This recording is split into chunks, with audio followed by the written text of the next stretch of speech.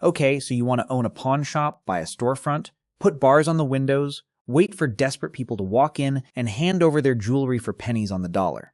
That's the picture in your head. And it's almost completely wrong. The truth is, the resale counter is the least important part of the building.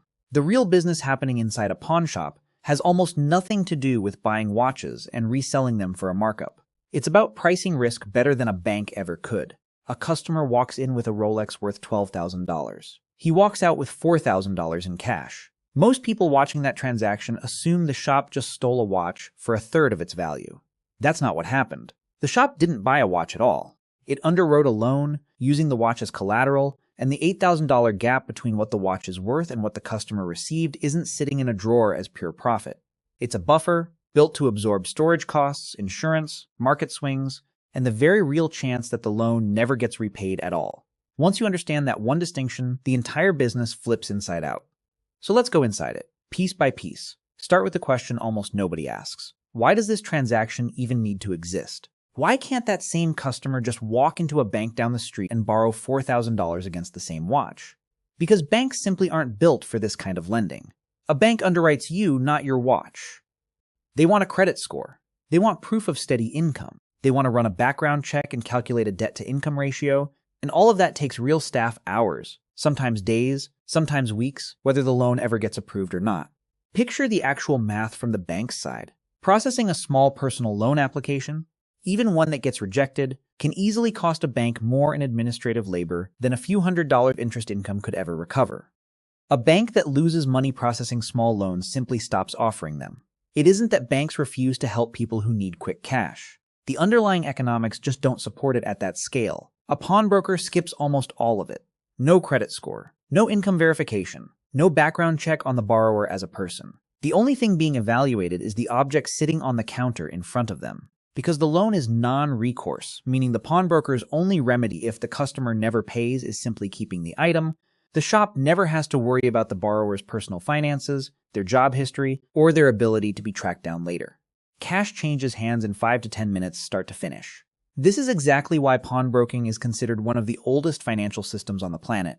Older than paper currency, older than double-entry bookkeeping, older than the very idea of a bank as we understand it today. Thousands of years before anyone invented a credit score, someone figured out that an object you can hold in your hand is sometimes a far more reliable guarantee than a stranger's promise to pay you back next month. Now here's where most people misunderstand the pricing entirely. Everyone assumes an item has one price. A single number, the kind you'd expect to see on a listing or a sticker. A pawnbroker looks at every single item through 3 completely different values, and the gaps between those 3 numbers are where the entire business model actually lives. The first number is retail value. What a patient buyer, on a good day, with plenty of time to shop around, would eventually pay for the item in its best possible condition. The second number is liquidation value. What the shop can actually get in real cash within a day or two if it needed to offload the item immediately through a wholesaler, a refiner, or a professional buyer. With 0 patients involved, the third number, the one that actually determines what gets handed across the counter, is loan value. And loan value is never a percentage of retail. It's a conservative slice of liquidation value, because the pawnbroker isn't betting on the best case sale 3 months from now. They're betting on the worst case, the fire sale case, the case where the customer never walks back through that door. Run the math on a laptop that sells for $900 retail. Its liquidation value, what the shop could actually pocket fast through a wholesale buyer, might be closer to $500. And the loan issued against it caps out somewhere around $250 to $300, barely a third of the retail price. That's not the shop lowballing a customer out of greed. That's the shop protecting itself against a device that could be worth half as much the moment a new model gets announced next month. Now compare that laptop to a 14-karat gold ring worth $800 retail. Its melt value barely moves with fashion trends or technology cycles, so the loan against it can climb close to $300 to $360, a noticeably larger share of its worth. The object in front of the pawnbroker never changes in kind. The risk sitting behind it changes completely. And risk, not sentiment, is what sets the price on every single item that crosses that counter. And here's the trap most first-time owners fall straight into, because it sounds like nothing but good news when you first hear it. A generous loan-to-value ratio looks like a favor to the customer and a smart way to win their loyalty. Offer 80% of retail instead of 30%, and surely more people walk through the door. Sounds like a smart growth strategy. Well, almost. The moment a shop lends too generously against an item, it stops being protected if that item's value slips even slightly before the loan term ends, or if the customer never earns at all. A shop that overlends on electronics, for example, can watch its collateral lose value faster than the loan clock is even running, so that by the time an unpaid item finally reaches the sales floor, it's worth less than what was advanced against it in the first place. The conservative loan value isn't the shop being stingy. It's the only thing standing between a healthy balance sheet and a shelf full of assets quietly worth less than what they cost to acquire. Every customer walking through the door is also a different risk profile, and a good pawnbroker learns to read them almost instantly. There are emergency borrowers, people who need cash today because a car broke down or a utility bill is overdue, and who genuinely intend to come back for their item the moment they're able to. There are seasonal workers, contractors and gig workers whose power tools get pawned every winter slowdown and reclaimed the moment building season picks back up in spring. There are people who simply don't trust banks or don't qualify for one and would rather deal entirely in cash and collateral than paperwork and phone calls. And then there's a completely different customer on the retail side of the same store, the collector or the bargain hunter who has never pawned a single item in their life and just wants to find something strange and underpriced sitting on a shelf. These customer types don't just affect who walks through the door. They directly shape how a shop prices every single loan. An item with real sentimental weight to it, a wedding band, a family heirloom, tends to come back for redemption at a much higher rate than something purely functional like a phone charger or a spare power tool, simply because the owner is emotionally motivated to reclaim it no matter what it costs. Pawnbrokers quietly factor that emotional pull into their lending decisions. A ring might get a slightly more generous loan than its cold liquidation value alone would justify, precisely because the shop has learned, through years of repeat customers, that sentimental items almost always come home. Here's the part that surprises almost everyone who hasn't worked behind that counter. You'd assume a pawn shop's dream customer is the one who never comes back, the one whose item just sits there collecting dust before eventually getting sold off for a profit. It's actually the opposite. The most profitable customer, by a wide margin, is the one who returns again and again, pays the interest on time, and reclaims the item every single cycle. Think through why that's true. When a loan gets repaid or simply renewed for another cycle, the shop earns pure interest income, sometimes labeled in financial filings as a pawn service charge. There's no shelf space involved, no cleaning, no pricing research, no sales floor labor, no marketing, no card processing fee eating into the margin. Close to 100% of that fee drops straight down to profit. But the moment a loan defaults, the shop suddenly becomes an accidental retailer whether it wants to be one or not. It has to inspect the item, authenticate it, clean it, photograph it, price it against a moving secondary market, display it, and eventually sell it to a stranger who may or may not show up. Every one of those steps costs real money and real time. Nationally, something close to 85% of pawn loans actually get redeemed, according to survey data collected by the National Pawnbrokers Association, which tells you the entire business model is built around repeat lending relationships, not around permanently confiscating people's belongings. A shop that loses that repeat business isn't just losing a customer. It's losing its cheapest, highest margin source of income and replacing it with its most expensive one. And this is a good moment to pause for a second. If you're finding this rundown of the industry interesting so far, this is exactly the kind of channel where subscribing, liking, and sharing genuinely helps more of these breakdowns find their way to you. Alright, back to the shop floor. So what actually happens when a customer doesn't come back? First, in most states, the shop is legally required to hold the item untouched for a set grace period before doing anything with it at all. Sometimes 15 days, sometimes closer to 90, depending entirely on the jurisdiction. That's capital sitting completely frozen, earning nothing while the clock runs. Then comes authentication, checking serial numbers against databases, testing whether gold is genuinely gold, confirming electronics actually power on and hold a charge. Then refurbishing and cleaning, because nobody buys a scratched, dusty item at full price. Then pricing it against whatever the secondary market happens to be doing that particular month. Then, finally, actually selling it, which comes with its own layer of costs, staff time on the sales floor, card processing fees, security overhead, and the slow bleed of markdowns if the item sits unsold past 90 days. Every extra day an item stays on that shelf is a day that same capital isn't out in the world earning interest on a brand new loan instead. A default doesn't feel like a loss to most people watching from outside, since the shop still technically owns something valuable. But time is money in this business in exactly the same way it is in banking, and a slow-moving, unsold, forfeited item quietly erodes the return on the entire original transaction, sometimes turning what looked like a profitable loan into a break-even one. This is why pawnbrokers essentially memorize a private map of risk for every category of object that crosses the counter. Precious metal barely depreciates and resells almost instantly, so it earns some of the most generous loan terms in the entire store, often more than half of its melt value. Luxury watches carry enormous value inside a very small package, but they're also one of the most heavily counterfeited item categories in retail, so lending against them demands real, hard-won expertise. Firearms, where legal, hold their value remarkably well over time but come wrapped in heavy federal compliance requirements.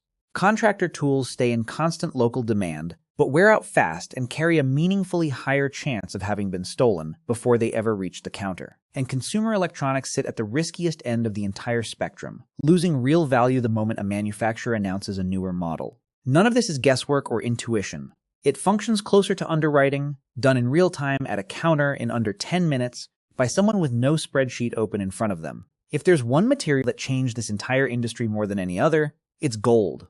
Unlike a laptop or a game console, gold doesn't become obsolete. It has no next generation waiting to make it worthless. Its price is set on a live global market, and it can be melted down and converted into hard cash almost anywhere on Earth within a single day. When a pawnbroker takes in a gold item, the artistry, the brand name, the sentimental story behind it, none of that factored into the loan calculation.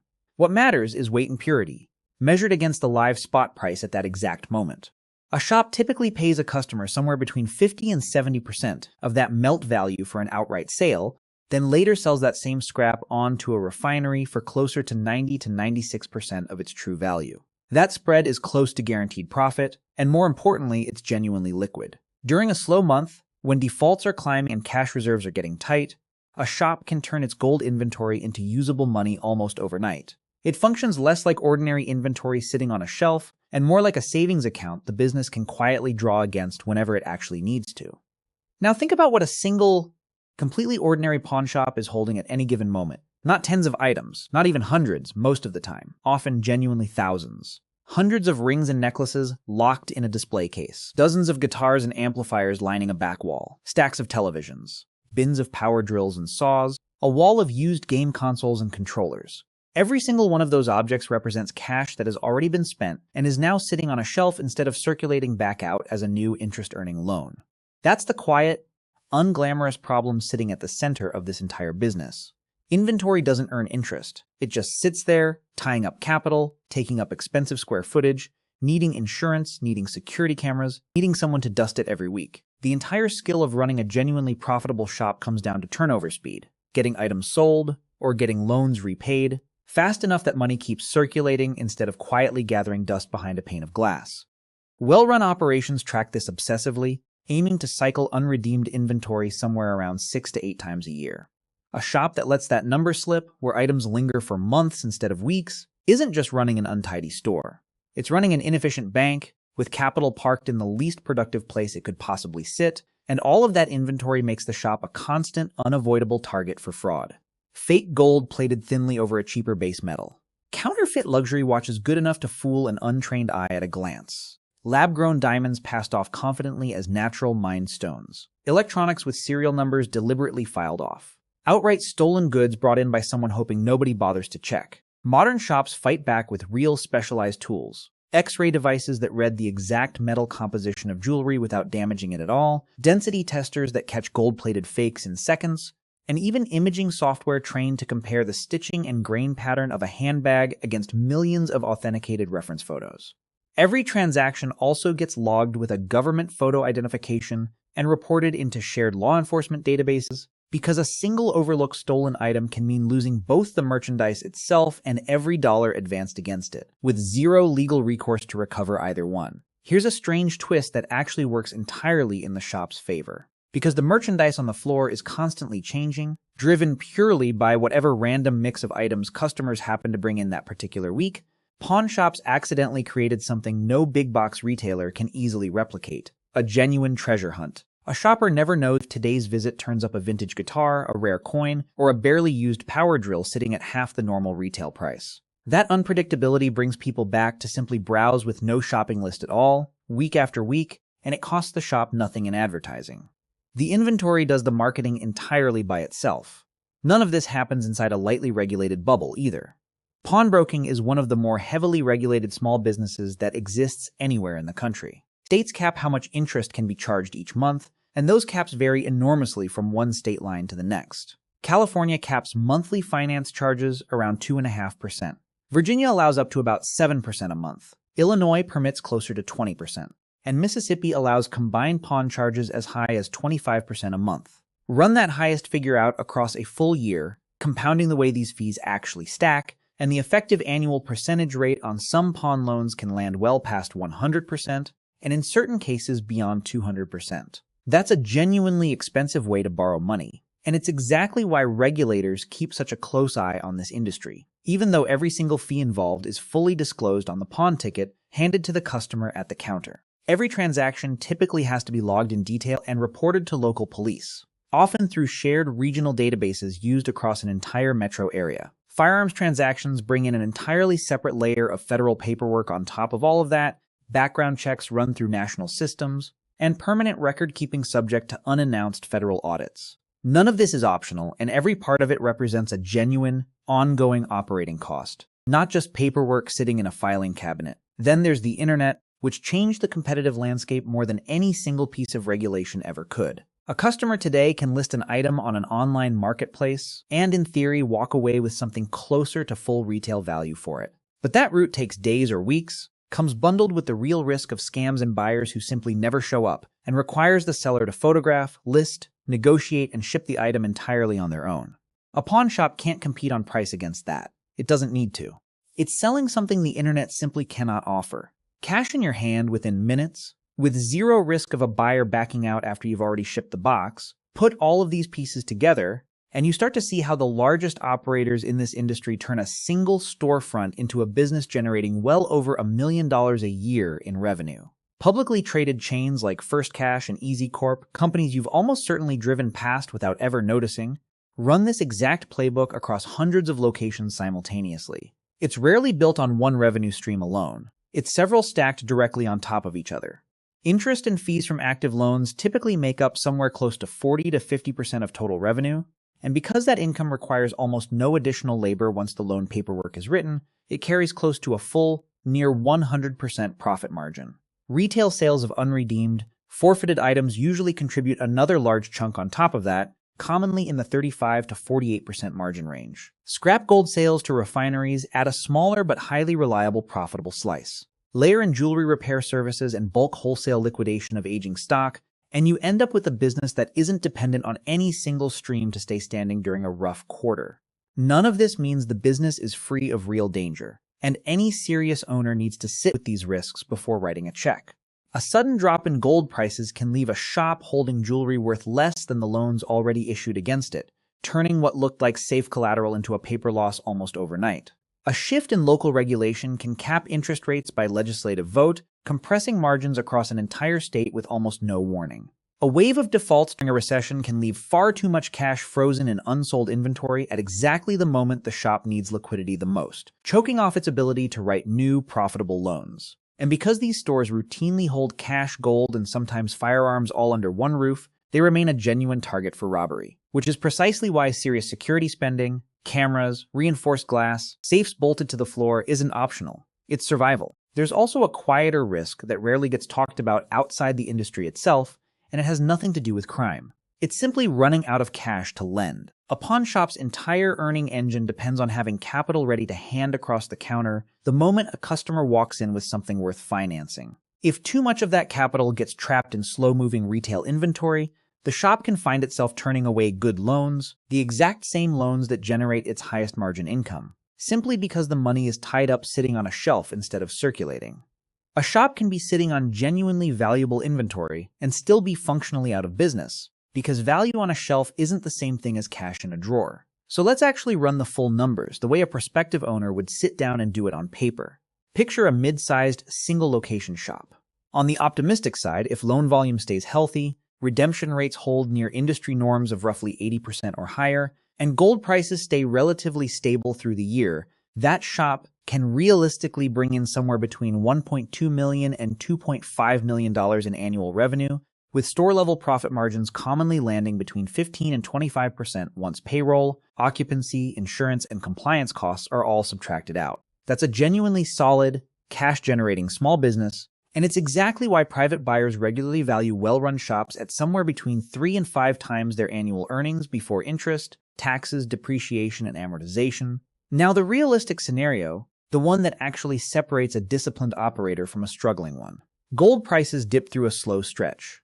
Default rates creep upward during a rough economic quarter. Suddenly, a meaningful chunk of the inventory sitting behind that glass is worth less than what was originally loaned against it, and the cash that should have been recycled straight into fresh new loans is instead frozen in unsold merchandise, sitting there depreciating by the week. Margins that looked like a comfortable 20% on paper can collapse toward the single digits in a genuinely bad year, and a shop that isn't disciplined about turnover velocity can find itself technically profitable on the annual statement while being dangerously short on usable, spendable cash the entire time.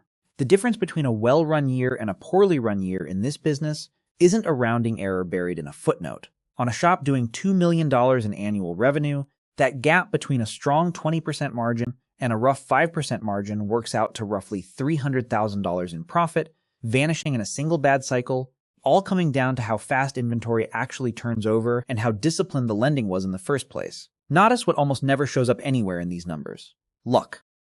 Timing a viral product trend, guessing which collectible spikes in value, catching a lucky estate sale. None of that drives the real economics of this business. What drives it is the unglamorous discipline of setting a loan value low enough to survive a bad month, moving unsold inventory before it becomes dead weight, and keeping enough cash on hand to say yes to the next customer walking through the door. It's a business built on discipline far more than it's built on deal-making instinct, which is really the whole lesson quietly hiding inside this entire business. A pawn shop isn't a secondhand store that happens to lend money on the side as an afterthought. It's a lending institution that happened to have a retail floor bolted onto the front of it, built by people who learned to price uncertainty faster, and more precisely than a traditional bank ever could. Every glass case in that store is really just a balance sheet you can walk around and look into. Before you go, the description box and the pinned comment both have a link to a detailed guide that walks through exactly how businesses like this actually work behind the scenes, the kind of numbers most owners never bother explaining out loud. Worth a look if you want to keep going deeper on this. And that's the real story behind that watch on the counter. If this kind of breakdown was useful to you, liking the video and subscribing genuinely helps this channel keep making them. Thanks so much for watching.